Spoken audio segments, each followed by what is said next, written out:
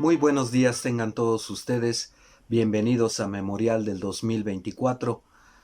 Desde El Salvador, muchísimas gracias. Me llegó un comentario con respecto a pedirme en primer término que aclarase que estamos hablando del caso México cuando hablamos del Poder Judicial en nuestro país.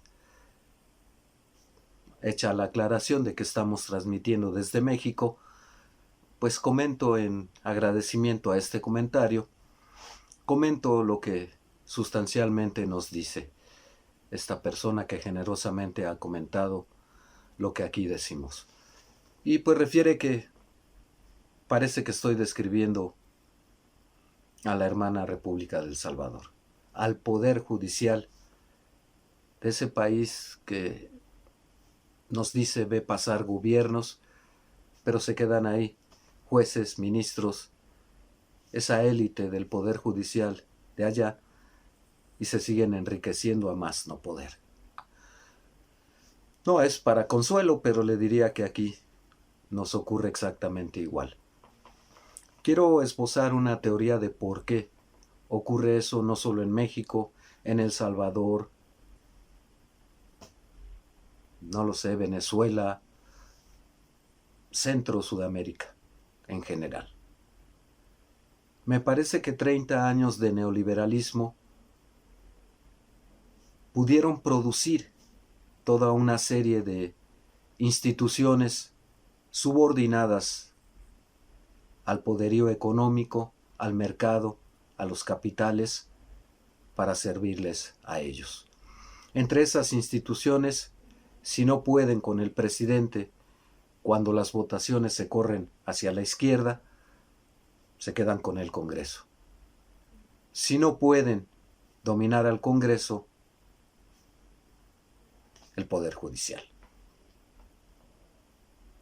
Hay otras instituciones que también están subordinadas y son estratégicas, y cuando aterriza en el caso México, comento de cuáles se trata. Porque no sé, imagino que sí, pero no sé si existan o se llamen igual en nuestros hermanos países de Centro y Sudamérica. ¿Por qué controlar esas grandes transnacionales? ¿Por qué controlar los dueños del dinero, del poder económico, de los poderes fácticos, que son los medios de comunicación, que son los grandes potentados, etcétera, etcétera? ¿Por qué tratar de apoderarse de estos poderes, el ejecutivo, legislativo, judicial, o por lo menos, digo, si se puede todos que lo han conseguido, pues qué mejor. Pero si no, la manera de tratar de controlar a un ejecutivo, a un presidente que llega por la izquierda, la manera de controlarlo es mediante el Congreso y mediante el Poder Judicial, o con los dos. Si tienen al presidente, pues bueno, emprende reformas estructurales de segunda a tercera generación que les llaman, que no es otra cosa que hacer una venta de garage, rematándolo todo, que son los bienes nacionales, para entregárselos a los grandes potentados. Ya se intentó y se consiguió en Bolivia con el litio. Evo no salió por su propio gusto de ahí, hasta se metió la OEA, la Organización de Estados Americanos, deslegitimando una elección que a la postre se supo sí ganó y ganó bien, y sin embargo el golpe ya estaba dado. Si Evo no fue asesinado o no fue encarcelado, por lo menos allá en Bolivia, fue gracias a que México, el presidente de México, contra todas las críticas de la derecha y de los conservadores en México, lo rescató antes de que lo hicieran preso, antes de que lo asesinaran incluso. Pero lo mismo ocurre con otros países de nuestro continente. En el caso de Bolivia, es con motivo de las elecciones y es un órgano electoral el que dice que hubo fraude, lo convalida la OEA, lo sacan del poder, no le conceden reelegirse. que si es bueno o que no el hecho de que ya llevara más de 10, cerca de 14 años ahí, pues habría que medirlo con dos bases fundamentales. El respaldo popular, si no lo quisiera la gente, no hubiera votado por él. Y si no hubiese reducido drásticamente los niveles de pobreza que hay allá, pues la gente no simpatizaría con él simple y llanamente. En el caso de Petro, si en Bolivia fue el poder electoral o el órgano electoral, en el caso de Petro fue el Congreso. Y se le volteó el ejército. Y también otro intento de un presidente que no es afín ni a los intereses de quienes mandan en el país, en ese país, ni a los intereses extranjeros. Bolivia, adiós Evo, porque queríamos el litio.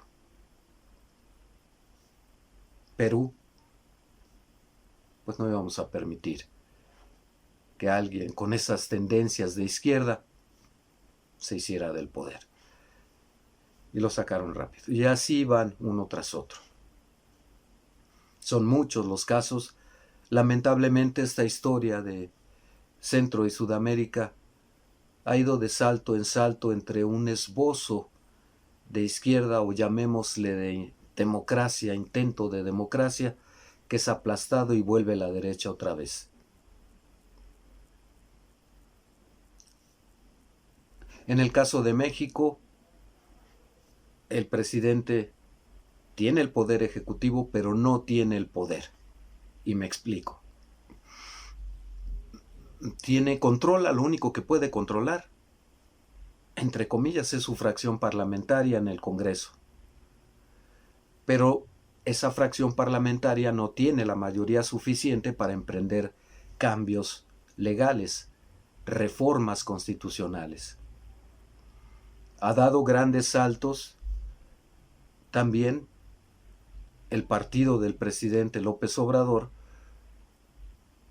controlando ya casi todos los estados o provincias, como les llamen en Centro y Sudamérica, aquí les llamamos estados de la República, y ya tiene casi 3/4 partes. Y con la elección del 24 yo creo que pues le han de faltar unas 2 o 3 entidades federativas para dominarlo todo. Pero no tiene al poder judicial, no tiene el control de los poderes fácticos, no tiene el control de órganos autónomos e independientes como el electoral, que en el caso México están amenazando con echar por tierra las elecciones. O por lo menos está la amenaza latente de que tumben legalmente a la candidata a la presidencia por el partido que está en el poder y que tiene todas las simpatías del pueblo mexicano, o de la mayoría. Por lo menos se habla de un 70-80%, porque ella representa la continuidad del actual régimen, un presidente, Andrés Manuel López Obrador, que es respetado. No sé cómo lo vean allá en Centro y Sudamérica, sobre todo en el antecedente de lo que les he dicho.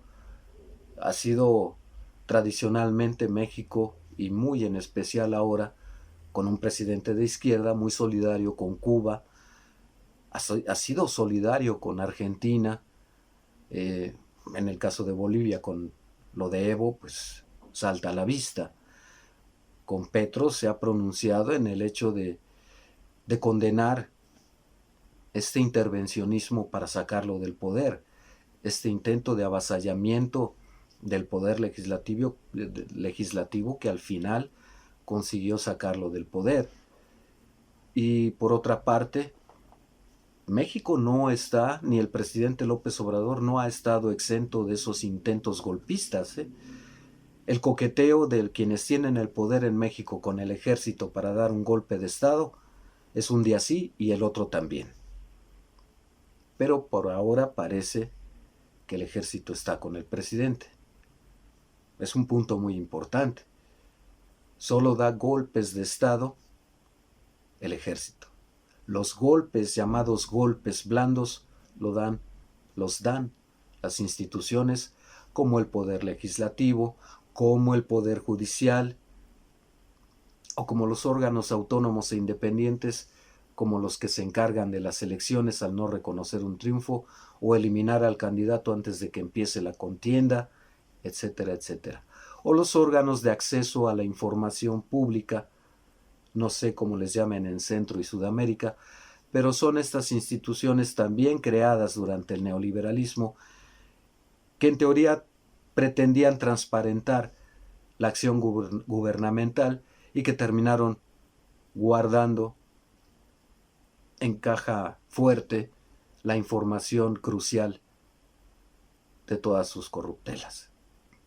Así es que, bien mirado, sí, pues nos preocupamos por el Poder Judicial, y yo últimamente he hablado mucho de este conflicto en México entre el presidente López Obrador y el Poder Judicial de México, precisamente porque, según se prevé, de acuerdo a las encuestas y las preferencias electorales, para 2024 se va Andrés Manuel López Obrador, pero queda alguien de su proyecto, Claudia Sheinbaum, que dará continuidad bajo su propio esquema y estilo, pero dará continuidad a la izquierda y a reformas que pugnan más por el nacionalismo, por la no intromisión de los poderes fácticos, por el no subordinarse a los que tienen el poder económico, mucho menos a las transnacionales.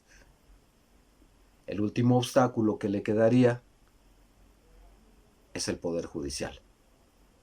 Y naturalmente el electoral, el que no es un poder aquí en México, es un instituto, una institución autónoma independiente que se encarga de administrar las elecciones, y otro que está adscrito al poder judicial es un tribunal electoral que resuelve todas las impugnaciones, pero tanto el INE, el Instituto Electoral en México, como el Tribunal Electoral en México están más vinculados a las oposiciones que al presidente. Y aún así lo acusan de dictador aquí al presidente Andrés Manuel López Obrador, cuando pues la oposición es la que controla pues todo, tiene al Poder Judicial, tiene al órgano electoral, tiene al Tribunal Electoral, tiene los medios de comunicación y es respaldado por los pudientes, por los poderosos, los potentados de este país. Entonces, por eso comencé diciendo en el caso México que sí, efectivamente, López Obrador tiene el poder ejecutivo, pero no tiene el poder, y mucho menos el poder absoluto como acusan. De ahí la importancia que obtenga mayoría en el siguiente proceso electoral en el Congreso para hacer esas reformas estructurales. Me dice la persona que generosamente escribió a este espacio diciendo que también en El Salvador el poder judicial es una vergüenza. Desconozco el resto del comportamiento de los poderes en El Salvador. Prometo echarme un chapuzón por su realidad para comentarla eventualmente. Y no es para consuelo, pero aquí también el obstáculo para los avances democráticos es justamente el poder judicial. Y es importantísimo su reforma en México. Y puede concretarse en un año. Y todos los privilegios y todas las corruptelas, bueno, no se van a acabar de la noche a la mañana. Pero sí viene una profunda reforma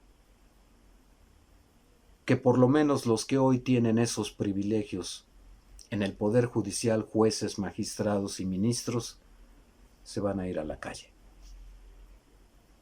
Todavía van a tener la generosidad para no buscar el pleito más grande ni más rebeliones, de dejarlos que se vayan con lo que ya se llevaron tranquilamente a su casa. Pero ni así quieren entender, ni siquiera con esa amnistía de perdonarles las bajezas y el daño a la patria, porque están aferrados a seguir viviendo del poder. Y ellos mismos se creen por encima del legislativo y del presidente. Y lo están. Y lo están. Bajo el diseño institucional y bajo las normas que nos rigen, lo están. Por eso urge que de veras haya un equilibrio de poderes y no que el Poder Judicial le mandate al Ejecutivo, le mandate al Judicial y les corrija la plana y les diga qué hacer. Sobre todo desde el punto de vista en que ni tienen la calidad moral para hacerlo, ni lo hacen con la ley en la mano, porque no están respetando la ley. Son los primeros en el Poder Judicial, los primeros en violar la ley. En fin, era necesaria esta explicación para quienes fuera del país nos escuchan y nos hacen el favor de vernos, como esta persona a la que le agradezco mucho desde El Salvador. Espero haber despejado algunas de sus dudas sobre la realidad que estamos viviendo en México de cara a unas elecciones que son cruciales, por lo que implican terminar de reformar el poder en México. No vamos a llegar al paraíso terrenal.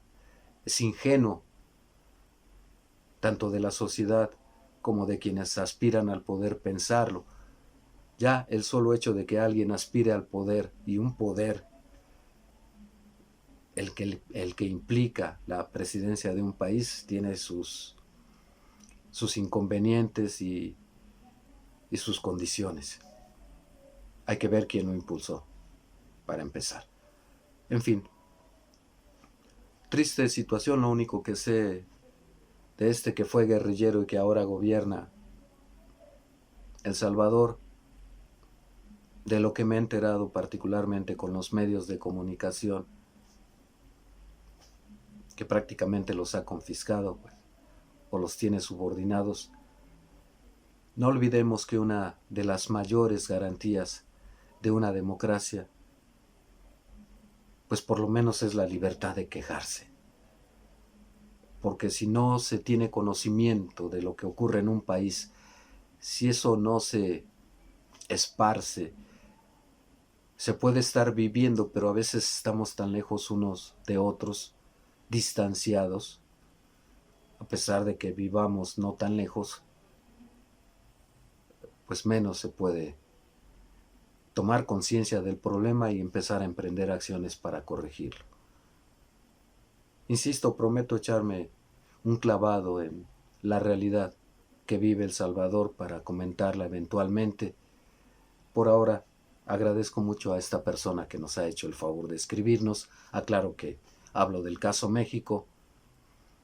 Y para mí, que me gustan y he asesorado tesis sobre análisis comparado a nivel institucional y de leyes entre varios países, en los casos de Europa comparados con México, y de instituciones como los poderes, va a ser muy interesante. Nunca me ha tocado hacer alguna, por lo menos del Poder Judicial, en el caso de Centro o Sudamérica.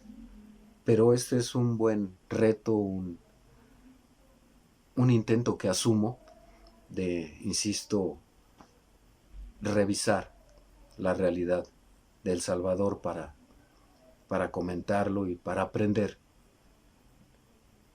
y también para identificarme con lo que están padeciendo, como lo padecemos en México. De cada 100, hablando del Poder Judicial, de cada 100 denuncias, el 96 al 98% no llegan a ningún lado. Se llama injusticia, para darse una idea. Y considerando que en México tenemos 130 millones de personas como población, imagínense allá en El Salvador el grado de problema que tenemos con el hecho de que no funcione el poder que está a cargo de llevar justicia a 130 millones de personas. Ni hablar, terrible panorama. No estamos mejor que allá. Pero sí tenemos una ventana de oportunidad y ojalá en las siguientes elecciones podamos aprovecharla. Hasta aquí por ahora. Líneas de contacto, comentarios, críticas son bien recibidos. Cuídense mucho. Hasta pronto.